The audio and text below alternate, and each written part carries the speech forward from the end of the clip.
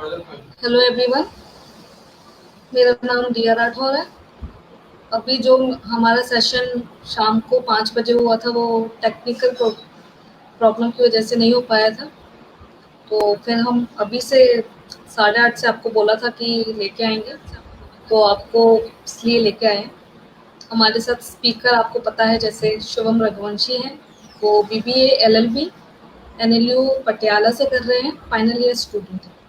तो law college, law school जो मैंने टॉपिक बताया था आप लोगों को, तो उस पर हम लोग इसलिए लेके आए कि जो लॉ से रिलेटेड प्रॉब्लम्स होती हैं लोगों की, कि क्या दिक्कतें आती हैं, क्या फेस हम लोग करते हैं, और कैसे करियर आप बिल्डअप कर सकते हो लॉ में।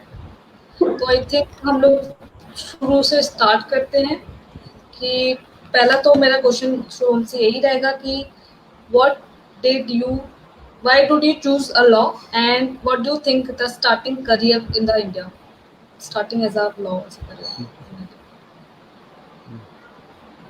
नमस्ते सभी को। Thank you DASF for inviting me for this interaction with especially with the law aspirants. Or coming to your question, Riya, when I was in class 8, so before it, like I was like any other kid कि कुछ भी करना है, but from beginning I was very much interested in policy making. तो मैं काफ़ी politics में भी इंटरेस्टेड था, पॉलिसी मेकिंग में भी था। तो उसी को लेके whenever I used to talk to any senior, और जो भी मतलब मुझसे क्लास में बड़ा है या माय नेबर, तो one of my neighbour told me that law is very much connected to policy. तो 8th क्लास में था, इतना कुछ पता नहीं था। तो तभी से एक बार यही बात दिमाग में घर कर गई कि law law law. When I came to class 11 then I realised कि आपको सोचना पड़ेगा कि किस तरीके से लॉ भी करना है, तो कैसे करना है। तो आई रिसर्च अबाउट क्लैट, तो that's why I opted for law. और बाकी फिर व्हेन आई मतलब जब मैंने क्लैट की कोचिंग की, प्रिपरेशन की, उस टाइम तक इतना कुछ था नहीं।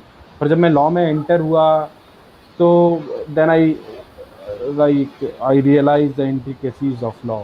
और फिर मुझे समझ में आया कि how well these policy and law is connected. And अभी जब when I am in my last semester, तो मुझे लगता है कि ये बहुत वाइज डिसीजन था मेरा कि मैं लॉ में आया। और हमेशा मुझे लगेगा कि जब मेरे पास कई रास्ते थे, मुझे समझ में नहीं आ रहा था कि मैं किस पे जाऊं, तो उस 8th क्लास में किसी एक मेरे पड़ोसी ने मुझे बताया कि मुझे लॉ करना चाहिए। और उस एडवाइस को उस पड़ोसी से मैं जब भी मिलता हूँ, मैं यही बोलता हूँ कि बहुत बहुत धन्यवाद भाई, आपने मुझे बताया कि मुझे लॉ करना चाहिए। तो this is how I choose law. और अभी बस ग्रेजुएट होते होते रह गए लॉकडाउन की वजह से। तो अब मेरा आई थिंक सबको पता चला गया कि लॉ को कैसे चूज करना चाहिए। शुभम की स्टोरी थोड़ी अच्छी सी है। तो हम नेक्स्ट क्वेश्चन के आगे बढ़ते हैं। तो as you are in last semester, so what do you think the basic skill should have, the law student should have?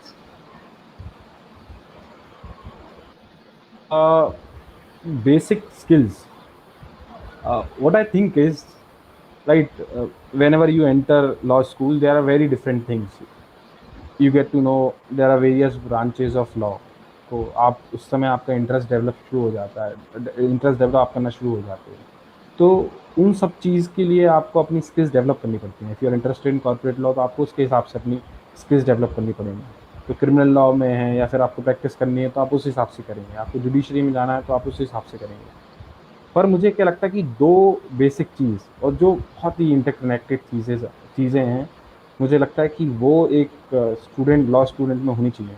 इनके अलावा भी चीज़ें होंगी, पर जो मुझे पर्सनली लगता है, एक तो आपको पढ़ने की आदत डालनी पड़ेगी। पढ़ना मतलब एकेडमिक्स से नहीं, तो मैं ज़्यादा कुछ एकेडमिक्स में तो वैसे नहीं पढ़ा हूँ, पर आपको किताबें ज़्यादा पढ़नी पड़ेंगी, लॉ के बारे में ज़्यादा पढ़ना पड़ेगा, आपको जजमेंट्स पढ़ने पड़ेंगे।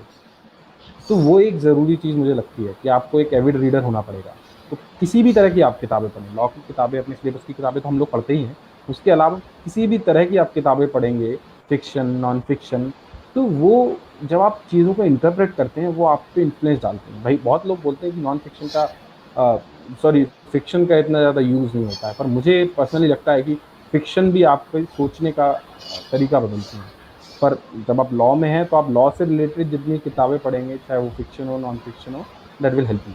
तो जजमेंट्स आप पढ़ सकते हैं, जजमेंट भी काफ़ी इंटरेस्टिंग होते हैं। ऑल्दो मैं इतना ज़्यादा जजमेंट नहीं पढ़ता हूँ, बहुत ही इंपॉर्टेंट होते हैं वो पढ़ता हूँ, पर मुझे लगता है कि जजमेंट्स पढ़ना एक बहुत इंपॉर्टेंट चीज़ है। तो आप एक एविड रीडर होने चाहिए, आप बहुत अच्छे से, आपको किताबें पढ़ने का तो आपकी आदत नहीं है। मैं स्कूल तक ज़्यादा बुक्स नहीं पढ़ता था, पर जब स्कूल में गया तो एक मेरे प्रोफेसर हैं, प्रोफेसर डॉक्टर सिद्धार्थ फुलर, तो उन्होंने मेरी काफ़ी हेल्प की। तो उन्हीं के बाद से उन्होंने मुझे कुछ बुक्स दी, तब से मुझे बुक्स पढ़ने की बहुत आदत पड़ गई है। और उसके अलावा जो दूसरी चीज़ मुझे लगती है, वो ये रीडिंग से इंटरकनेक्टेड है, वो है रिसर्च। आपकी रिसर्च स्किल्स बहुत अच्छी होनी चाहिए। आप जितना कोई भी किसी भी मैटर के बारे में आप रिसर्च कर सको, उसकी तह तक समझ सको कि इसकी असल बात क्या है, तो वो मुझे लगता है कि ये 2 चीज़ें जो कि बहुत ही इंटरकनेक्टेड हैं, ये जो स्किल्स हर एक लॉ स्टूडेंट में होनी चाहिए। बाकी फिर लॉ जितना करियर ऑप्शन के हिसाब से आपकी स्किल सेट्स होनी चाहिए, जो आप डेवलप करोगे लॉ स्कूल में। हाँ, आई थिंक शुभम ने बहुत अच्छे से बोला है। और मैं बताना चाहती हूँ कि रिसर्च स्किल और रीडिंग स्किल आपकी बहुत अच्छे से इम्प्रूव हो जाएगी, क्योंकि आपको बहुत सारे लॉज पढ़ना पड़ेंगे और रिसर्च तो आपको हर पल पे आपको करनी है। और आई थिंक केस लॉज और सबसे डील करोगे तो बहुत सारी चीज़ें नई करने को मिलेंगी। तो हम नेक्स्ट क्वेश्चन के आगे बढ़ते हैं कि what are the different career options. तो आई थिंक करियर बहुत ज़्यादा इंपॉर्टेंट है लोगों के लिए, तो करियर ऑप्शन से बता दो फिर। लॉ में जब when you enter law school, तो आपको वही दिखता है कि जो टीवी सीरियल्स में और मूवीज़ में आप जो देखते हो कि काला कोट पहन के आपको वकील बनना है। गाउन, उस समय तक काला कोट ही कहते थे, अब गाउन समझ गए हैं। तो वो पहन के आपको एक सिर्फ वकील बनना है, कोर्ट में जाना है। पर आप जैसे जैसे उसमें जाते हो, तो आपको समझ में आता है कि बहुत सारी इम्पोर्टेंट अलग अलग चीज़ें हैं उसमें भी। अब तो और इतने सारे, अब जब फर्स्ट ईयर में जब मैं था, तब इतनी सारी चीज़ें नहीं दिखती थी, 3-4 चीज़ें दिखती थी। पर आप आर्बिट्रेशन वगैरह, जब मैं 5 साल पहले जब मैंने लॉ स्कूल में एंटर किया था, तब वो इतना ज़्यादा उसका चलन में नहीं था। और जब हम लोग ग्रेजुएट कर रहे हैं, तो मैं देख रहा हूँ मेरे कई सारे बैचमेट्स हैं जो आर्बिट्रेशन की तरफ जा रहे हैं।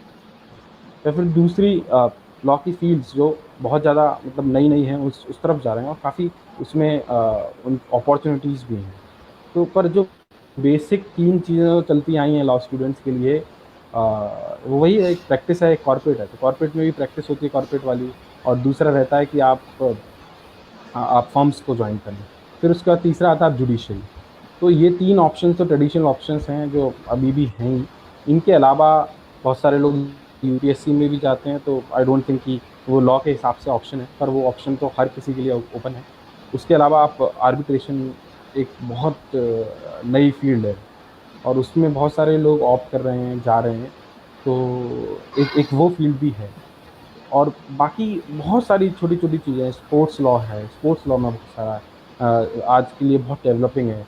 और उसके अलावा जिस तरीके से इंडिया में भी स्पोर्ट्स का बहुत ज़्यादा बढ़ रहा है, आईपीएल है, और लीग्स, दूसरे लीग्स भी हो रहे हैं, बैडमिंटन का भी हो रहा है, फुटबॉल का भी हो रहा है, और दूसरी चीज़ों का भी हो रहा है, कबड्डी का भी हो रहा है। तो उन सब जितनी जितनी तरीके से हमारा स्पोर्ट्स डेवलप हो रहा है, उतनी तरीके से स्पोर्ट्स लॉ भी डेवलप हो रहा है। अभी सिर्फ 2 या 3 एनएलयूज़ हैं जहाँ पे आपको स्पोर्ट्स लॉ के बारे में अच्छे से पढ़ाई करने को मिलता है।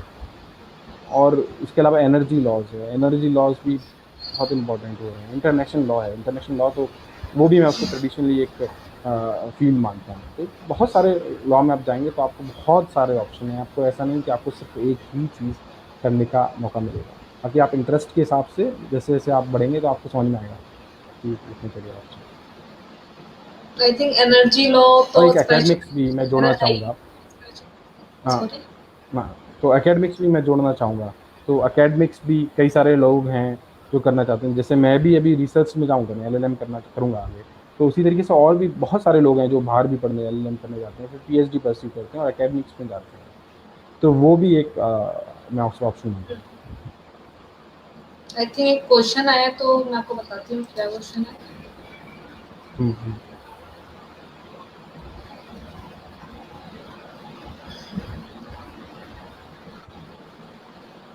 ये वो अच्छा, सर्च। तो मैंने पढ़ा, अ, तो लॉकडाउन आया तो एक एक चीज़ हम सबने देखी कि रामायण भी आई। तो मैं एक ये बता रहा हूँ, और बाकी की चीज़ों के अलावा जो मैंने किया, तो उससे पहले सिर्फ रामायण मंदिरों में लोग पढ़ने जाते थे, पर मैंने कभी सोचा नहीं था कि मैं करूँगा। पर जब मैंने रामायण देखी और उसमें इंटरेस्ट डेवलप हुआ मेरा, और फिर मैं जहाँ थोड़ा देखा, सबको पता है कितनी तरह की रामायण है, तो मैंने एक सोचा कि मैं रामायण पढ़ता हूँ। तो मैंने अपने किंडल पे रामायण डाउनलोड की, और पहले अभी मैंने स्टार्ट किया है अपने रामचरितमानस से। फिर मेरा प्लान है कि अभी मैं इस पे अपने वाल्मीकि रामायण रामायण पढ़ूँगा। फिर उसके बाद कुम्भन जो तमिल में जिसका ट्रांसलेशन है, या तमिल का जो वर्ज़न है रामायण का, वो पढ़ूँगा। ऐसा मैंने 3 का सोचा है, क्योंकि कई सारे लोगों ने मुझे एडवाइस किया कि ये सारे जो स्क्रिप्चर्स हैं, being a law student, they helps you a lot. तो ये एक ये एक चीज़ एक मैंने की। बाकी फिर I am also associated with think India. तो थिंक इंडिया का इतना काम रहता है हम लोगों के पास। अभी थिंक इंडिया के लाइव सेशंस हम लोग करवा रहे हैं, तो स्पीकर से बात करना, विषय तय करना। बाकी फिर सर्टिफिकेट कोर्सेज हैं, वो भी हम लोग से करवाना। तो इसी सब में टाइम चला जाता है। बाकी लॉकडाउन में मैं अभी अपने गांव में हूँ, तो सभी कजिन्स आ रखे हैं, तो सबके साथ घूमना बैठना, तो यही चल रहा है। बाकी इतना कुछ मैंने एकेडमिकली अगर देखें तो कुछ ज़्यादा किया नहीं, क्योंकि लास्ट सेमेस्टर है, तो मैं 9 सेमेस्टर बहुत कुछ कर लिया, पर 10वें में नहीं करना था। आई थिंक शुभम को अपना आंसर मिल गया होगा। अब मैं नेक्स्ट क्वेश्चन के आगे बढ़ती हूँ कि एक्स्ट्रा करिकुलर एक्टिविटीज क्या होती है, लाइक स्पोर्ट्स एंड ऑल। हुँ। तो मैंने एक्स्ट्रा करिकुलर एक्टिविटीज़ ही ज़्यादा की हैं अपने कॉलेज में। तो 5 साल में मैंने वही सब कुछ किया है। तो एकेडमिक्स के अलावा कुछ चीज़ें जो हम लोग करते हैं, उसको एक्स्ट्रा करिकुलर एक्टिविटीज़ हम लोग बोलते हैं। तो उसमें स्पोर्ट्स भी एक आता है, और इसमें इंटर्नशिप्स को भी मैं एक्स्ट्रा करिकुलर में ही मानता हूँ, ऑल्दो वो आपके सेमेस्टर ब्रेक्स के टाइम पे आप करते हैं। उसके अलावा आप मूव्स करते हैं, आप एमयूएन्स करते हैं, आप डिबेट्स करते हैं, आप कॉलेज में ऑर्गेनाइज़ करवाते हैं, अपने सेमिनार्स ऑर्गेनाइज़ करवाते हैं, आप पेपर प्रेज़ेंट करते हैं, आप पेपर रिसर्च पेपर लिखते हैं, प्रेज़ेंट करते हैं। तो ये सारी चीज़ें एक एक्स्ट्रा करिकुलर एक्टिविटीज़ में आती हैं। तो जैसे मैं फर्स्ट ईयर में था, तो मैंने ज़्यादा मूव किया नहीं है, क्योंकि मुझे इतना अच्छा लगता नहीं था। पर बाकी मैंने कुछ कुछ थोड़े बहुत रिसर्च पेपर लिखे हैं, और मैं ज़्यादा ऑर्गेनाइज़िंग में बहुत ज़्यादा रहा हूँ। जैसे मैं टेडएक्स भी जो आरजीएनएल में हुआ, तो उसमें मैं पिछले बार भी था, और इस बार तो मैं ही उसका लाइसेंस होल्डर और ऑर्गेनाइज़र था। तो इस तरीके के बाकी कई कई सारे विषयों पे सेमिनार्स करवाना, टॉक्स करवाना, तो ये सारी चीज़ों में मैंने पर्सनली बहुत ज़्यादा किया। बाकी फिर मेरे बहुत सारे फ्रेंड्स थे, वो मूट में अपना पूरा टाइम देते थे। कई लोग तो एक-एक सेमेस्टर में 2-2 मूट करते थे, जो बहुत ज़्यादा इंटरेस्टेड थे। तो एक law as a law student moot करना, मतलब मुझे तो लगता है कि काफ़ी इम्पोर्टेंट है। बाकी फिर आपके इंटरेस्ट के ऊपर डिपेंड करता है। Since I was not interested, तो मैंने वो नहीं किया। फिर उसके बाद डिबेट्स होती हैं, एमयूएन्स होती हैं। तो एक हर एक यूनिवर्सिटी में मुझे लगता है, और कॉलेज में ये लिटरेरी कमिटी होती है, तो उसके अंदर ये सारी चीज़ें आती हैं। वो होता है, उसका रिसर्च पेपर आप लिख सकते हैं, आर्टिकल्स आप लिख सकते हैं। तो मैंने कुछ आर्टिकल्स लिखे हैं, रिसर्च पेपर तो मेरा सिर्फ़ एक ही है। तो आर्टिकल्स मैंने काफ़ी लिखे हैं, तो वो पॉलिटिकल सिचुएशंस पे लिख सकते हो, कुछ लीगल सिचुएशन पे लिख सकते हो। इसके अलावा लॉकडाउन में जैसे वेबिनार्स बहुत सारे हो रहे हैं, और ऑनलाइन इंटर्नशिप्स चल रही हैं, तो ऑनलाइन इंटर्नशिप्स लोग करते हैं, सेमेस्टर्स के टाइम पे भी करते थे अभी तक। पर अब चूँकि लॉकडाउन है, और आगे भी चल के मुझे लगता है इसका ट्रेंड बहुत ज़्यादा बढ़ने वाला है। तो एक ऑनलाइन इंटर्नशिप आप एक एक्स्ट्रा करिकुलर एक्टिविटी हो जाती है ड्यूरिंग द सेमेस्टर। इस सेमेस्टर ब्रेक में जो होता है वो आपकी वो अलग होती है। तो इस तरीके की जब आप कि स्पोर्ट्स है, स्पोर्ट्स आप खेल सकते हैं, और मुझे लगता है स्पोर्ट्स तो बहुत इम्पोर्टेंट है। मैं भी कभी-कभार खेल लिया करता था। तो एक वो चीज़ हो जाती है, और स्पोर्ट्स तो एक ऐसी चीज़ है कि आप थोड़ा आपको रिलीफ़ भी मिलता है, क्योंकि आप नोट करते हैं, रिसर्च पेपर करते हैं, तो बहुत लॉ लॉ बहुत हो जाता है आपका। तो बाकी स्पोर्ट्स आप कर सकते हैं, म्यूज़िक सोसाइटीज़ होती हैं, आप उसमें जा सकते हैं if you are a good musician और अ सिंगर। तो इस तरीके से और भी बहुत सारी चीज़ें होती हैं जो एक नॉर्मल होती हैं। बाकी फिर एज़ अ लॉ स्टूडेंट आप देखें तो मूट है, डिबेट्स है, एमयूएन्स हैं, ऑनलाइन इंटर्नशिप्स है, रिसर्च पेपर्स हैं, आर्टिकल्स हैं, तो ये सारी चीज़ें हैं। हाँ, आई थिंक बहुत अच्छे से आपने बताया। और स्पोर्ट्स की बात हो रही है तो नेशनल और इंटरनेशनल कॉम्पिटिशन्स भी होते हैं। जिसमें सब पार्टिसिपेट करते हैं और लोग दूसरी यूनिवर्सिटीज़ में जाके लेके आते हैं ट्रॉफीज वगैरह। और ये इसमें मैं ऐड करूंगा थोड़ा सा। तो मैं भूल गया था ये बताना, जो स्पोर्ट्स का आप लिया ने बताया कि स्पोर्ट्स में काफ़ी जैसे स्पोर्ट्स फेस्ट होते हैं और कल्चरल फेस्ट होते हैं, तो ये चीज़ें ऐसी होती हैं कि लॉ स्टूडेंट्स इंतज़ार करते हैं इन सब चीज़ों हर सेमेस्टर में। ऑल्दो मैं सिर्फ अभी तक एक ही फेस्ट में गया हूँ, पर मेरी प्रायोरिटीज़ दूसरी थी। और बाकी सब लोग मैंने देखा कि बहुत एक्साइटेड रहते हैं फेस्ट के लिए।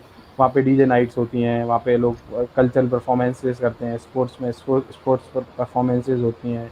तो एक वो 3-4 दिन का, जनरली 3 दिन का होता है, तो वो लोगों को एक काफ़ी एक रिलीफ मिल जाता है लोगों को। तो स्पोर्ट्स फेस्ट और फेस्ट तो मतलब आप जब लॉ स्कूल में आएंगे तो वो आपके लिए एक बहुत ही फन चीज़ होगी। और जो लोग भी एस्पायर कर रहे हैं तो मैं बोलूँ फर्स्ट ईयर में ज़रूर जाना। बाकी फिर सेकंड थर्ड ईयर से तो आपकी प्रायोरिटीज चेंज हो जाती हैं, तो आप नहीं जा पाते।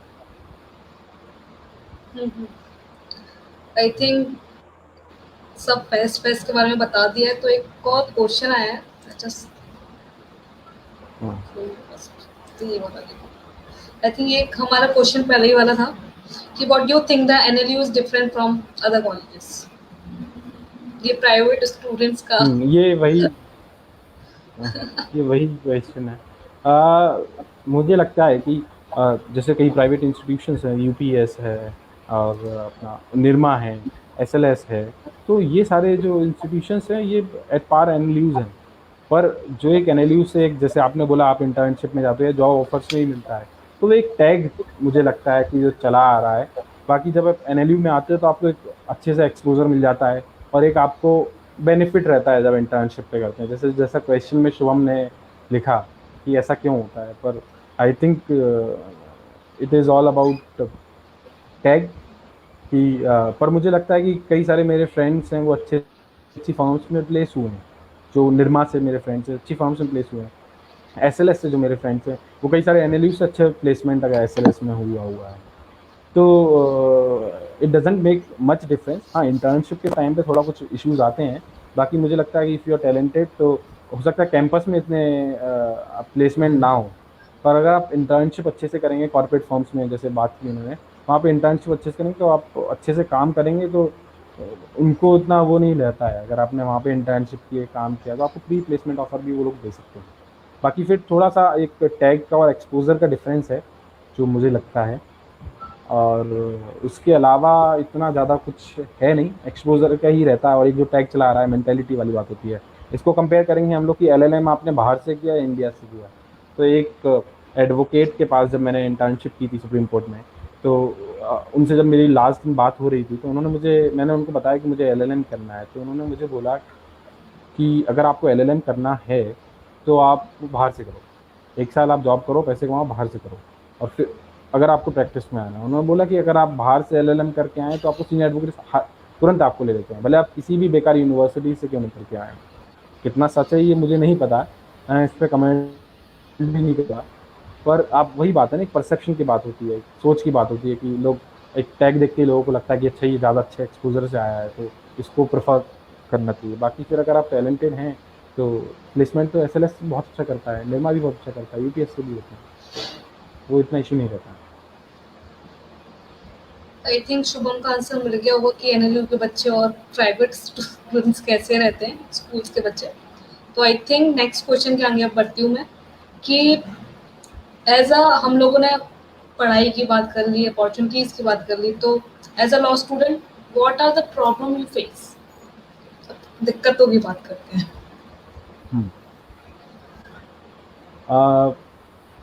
मुझे क्या लगता है कि लॉ स्कूल की पढ़ाई और उसकी एक्स्ट्रा करिकुलर जो एक्टिविटीज़ होती हैं वो बहुत महंगी होती हैं। तो जो भी मिडिल क्लास फैमिली से वहाँ जाता है तो बहुत मुश्किल रहता है। जब आप कोई मूव करते हैं आपको 15-20 हज़ार रुपये खर्च आपका होता ही है। आप किसी भी लॉ स्टूडेंट से पूछ लीजिए, अनटिल अनलेस आपकी पास वाली स्टेट का क्यों ना हो, तो भी आपके 5-7 हज़ार 10 हज़ार रुपये खर्च हो जाते हैं। रजिस्ट्रेशन फीसेज उतनी होती हैं, फिर आपकी ट्रैवलिंग आपका खर्चा बढ़ जाता है। तो सबसे बड़ी प्रॉब्लम अगर कोई फेस करता है तो वो फाइनेंशियल प्रॉब्लम मुझे लगता है। पर बाकी जो एफ्लुएंट फैमिलीज से हैं और जो अपर मिडिल क्लास से हैं, तो उन लोगों को इतनी इसकी प्रॉब्लम नहीं आती। दूसरी प्रॉब्लम मुझे क्या लगता है कि वो रहती है इंटर्नशिप्स की प्रॉब्लम। तो इंटर्नशिप की प्रॉब्लम कैसे, सीनियर एडवोकेट्स के पास सुप्रीम कोर्ट में आप जाते हैं तो उन लोग के पास टाइम, बहुत ही कम एडवोकेट्स ऐसे होते हैं जो आपकी एप्लीकेशन इवेल्युएट करेंगे, तो उनके पास टाइम इतना नहीं होता है ना, उनके एसोसिएट्स के या जूनियर्स के पास इतना टाइम रहता है।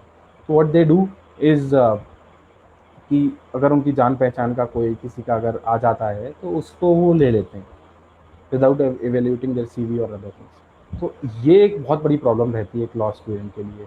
विदाउट उसके अगर कोई पेरेंट्स का, अगर उनका कोई लीगल बैकग्राउंड नहीं है, स्पेशली उनको बहुत प्रॉब्लम आती है इंटर्नशिप में, कहाँ करना है, कैसे करना है, आपके कॉन्टैक्ट्स हैं नहीं, किसी से जुगाड़ लगवानी है। हाँ, जुगाड़ टर्म वी यूज़, तो और किसी से अप्रोच लगवाना है, तो ये सारी चीज़ें इंटर्नशिप में काफ़ी स्टूडेंट्स फेस करते हैं।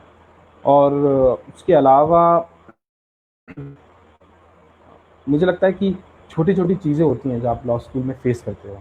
आप छोटे शहर से जाओगे तो आपको एक इन्फीरियरिटी कॉम्प्लेक्स होगा, क्योंकि एकदम से आप छोटे शहर से गए और फिर वहाँ पे आपने देखा कि देश भर के बड़े बड़े शहरों के बड़े बड़े स्कूल्स के बच्चे आ रहे हैं। आप एक छोटे छोटे से शहर के स्कूल में आके पढ़ के आए, वो आपसे अच्छी अंग्रेज़ी बोलते हैं, आपसे अच्छे फ्लुएंट हैं, तो एक ये प्रॉब्लम रहती है। पर वो भी मुझे लगता है कि विद टाइम अगर आप अपने आप ऊपर इम्प्रूव करते हैं और चीज़ों को समझते हैं तो आप उससे ओवरकम कर सकते हो।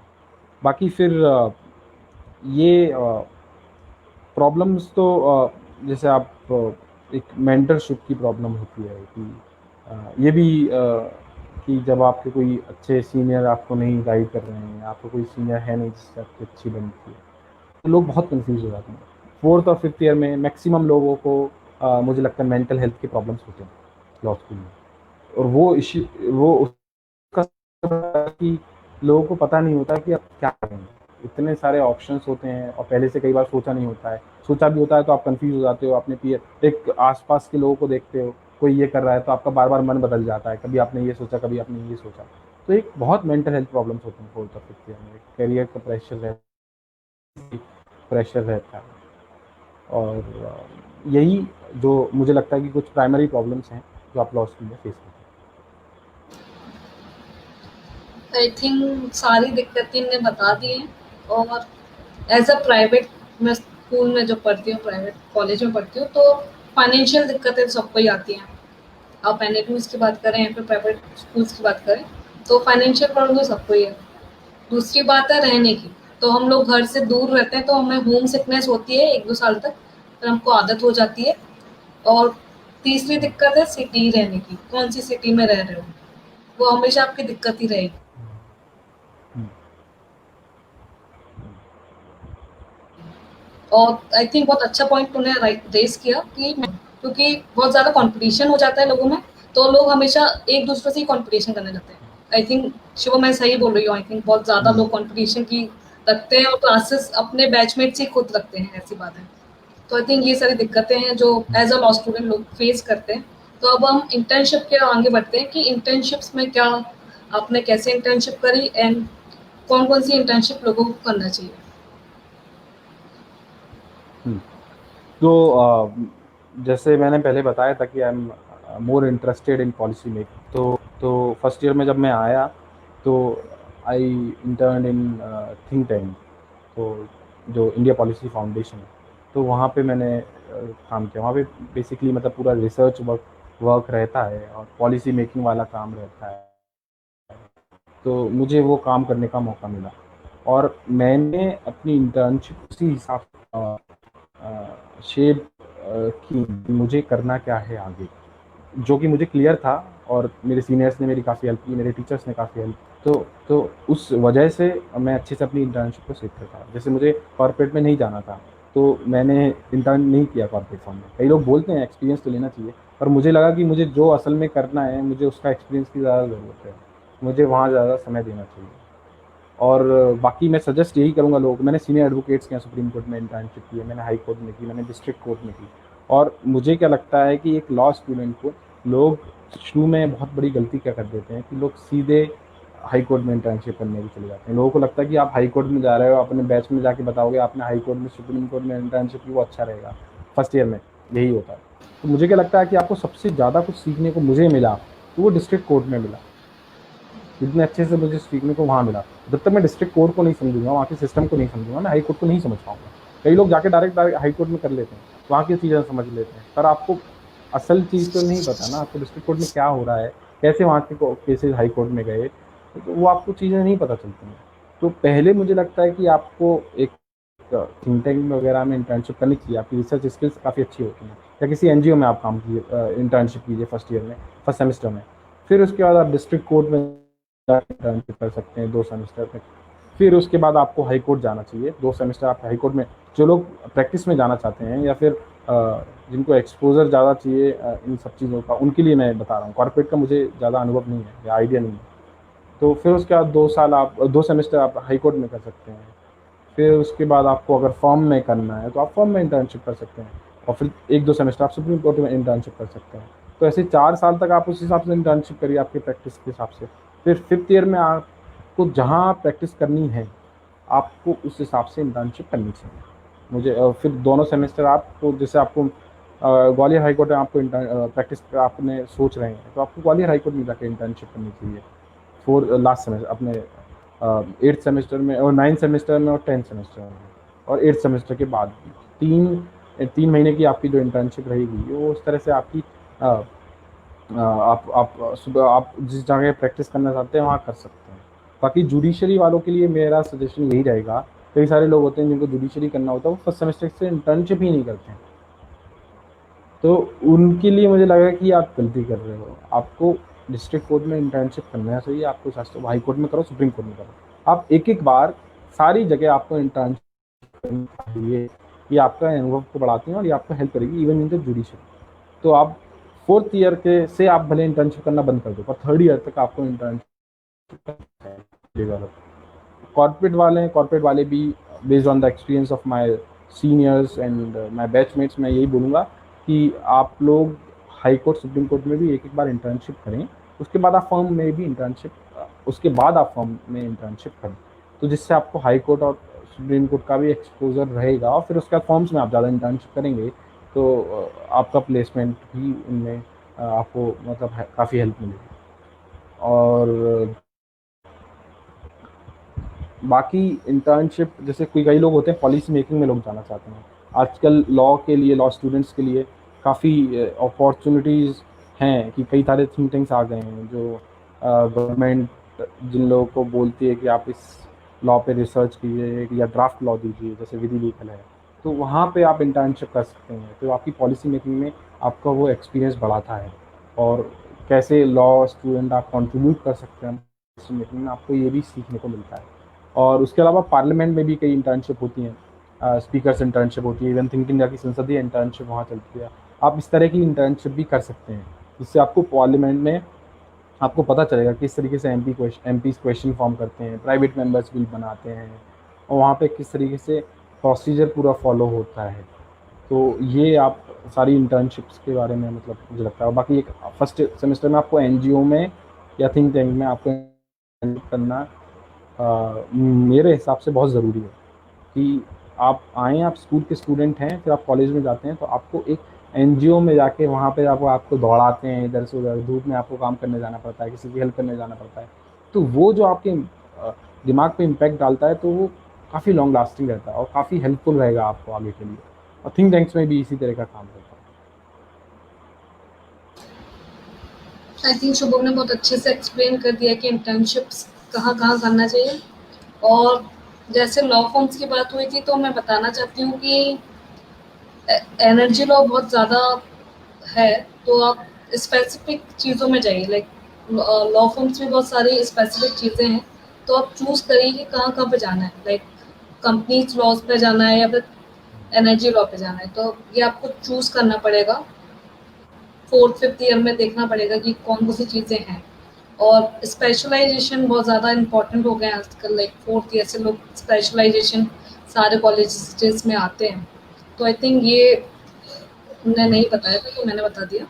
तो एक, अब मैं सेकंड लास्ट क्वेश्चन के ऊपर बढ़ती हूँ कि what do you think that lockdown impact क्या है लॉ स्कूल पे, लॉ स्टूडेंट्स पे?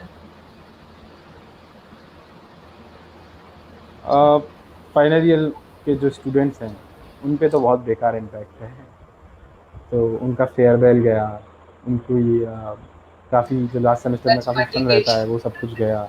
आपको उनको काफ़ी टेंशन लेनी पड़ रही है एग्ज़ाम्स का क्या होगा, यूनिवर्सिटीज़ क्लियर नहीं कर रही हैं क्या होगा। तो ये सारी चीज़ें हैं और फिर बाकी फाइनल ईयर के लिए काफ़ी प्रॉब्लमेटिक होने वाला है आगे भी। अगर आप पास होके यहाँ से निकलेंगे तो आपकी जॉब्स वैसे भी मतलब रिसेशन जैसे हालात होंगे तो काफ़ी प्रॉब्लम होने वाली है लॉ स्टूडेंट्स को आगे। और बाकी अगर मैं एकेडमिकली देखूं तो मुझे क्या लगता है कि ये लॉकडाउन थोड़ा हेल्पफुल रहेगा लॉ स्टूडेंट्स को आगे के हिसाब से। आगे के हिसाब से ऐसे कि आपको वेबिनार्स की आदत पड़ गई है। अभी वेबिनार्स जितने थे वो बहुत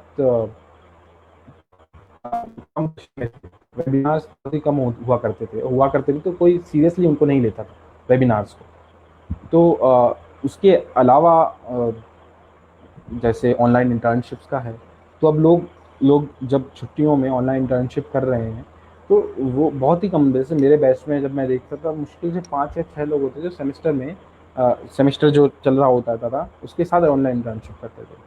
अभी लोग ऑनलाइन इंटर्नशिप कर रहे हैं, उसकी आदत लोगों को पड़ जाएगी तो लोग ऑनलाइन उस टाइम पे भी ऑनलाइन इंटर्नशिप करेंगे। एक्स्ट्रा एक आपकी लर्निंग हो जाती है उससे।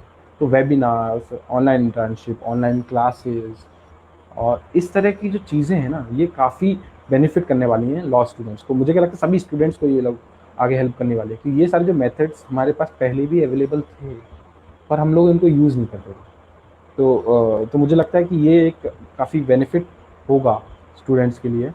और बाकी हम लोग जैसे आर्टिकल राइटिंग कंपटीशन करवाते हैं थिंक इंडिया में, तो बहुत सारे रजिस्ट्रेशन जो है हर बार के मुकाबले ज़्यादा आ रहे हैं। तो दैट मीन्स कि लोग लिख रहे हैं, लोग अपने टाइम को यूटिलाइज कर रहे हैं। तो कई सारे लोग हैं, कई सारे लोगों को मैं जानता हूँ मेरे जूनियर्स हैं जो कभी आर्टिकल्स नहीं लिखते थे, नहीं लिखते थे पर अभी लिख रहे हैं। तो अपने समय का सदुपयोग कर रहे हैं। तो ये जो लिखने की आदत है ना ये भी काफ़ी इम्प्रूव होने वाली है। और ठीक है काफ़ी नेगेटिव चीज़ है लॉकडाउन, पर इसके बहुत पॉजिटिव इम्पैक्ट मुझे लगता है कि लॉ स्टूडेंट पे होने वाले हैं और वे ऑफ स्टडी पे होने वाले हैं। और मैं एक और चीज़ कवर करना चाहूँगी कि ऑनलाइन सर्टिफिकेट कोर्स भी आजकल बहुत ज़्यादा आ गए हैं और वो फ्री ऑफ कॉस्ट भी अवेलेबल है। तो as a fourth year student और फिफ्थ ईयर स्टूडेंट तो आप लोग अप्लाई कर सकते हैं। और बहुत अपनी अपनी फील्ड्स में, लाइक मैं लॉ में नहीं बोलूँगी, बाकी और भी फील्ड्स हैं जिसमें ऑनलाइन सर्टिफिकेट कोर्स हैं। तो आप वेबसाइट पे जाइए, आपको सब कुछ मिलेगा। आप इफ़ेक्टिवली लॉकडाउन का यूज़ करिए और क्लासेस तो हमारे जो लॉ स्कूल से वो ले ही रहे हैं और असाइनमेंट्स भी सब ले ही रहे हैं। तो पढ़ाई तो बंद नहीं हुई है बट काम बहुत ज़्यादा बढ़ गया है। और पब्लिकेशन की बात की थी उनने, तो जो बच्चे लिखते नहीं थे अब वो पब्लिश कर रहे हैं अपने पेपर्स। तो आई थिंक जो रिसर्च स्किल है और राइटिंग स्किल है लोगों की बहुत बढ़ेगी और लोग थोड़ा सीरियसली लेंगे। और कुछ बच्चे जो स्पोर्ट्स में थे, तो आई स्पोर्ट्स में थे, लाइक जब वो लॉ परस्यू कर रहे थे, तो वो चीज़ भी आई थिंक आएगी कि हाँ इम्पोर्टेंट है, थोड़ा सा कर लेते हैं। तो ऐसा कुछ है ये सब कुछ। और मैं लास्ट क्वेश्चन पूछना चाहूँगी कि आप कैसे सम अप करेंगे इस सारी चीज़ों को एज अ लॉ स्कूल को, पॉजिटिव और नेगेटिव?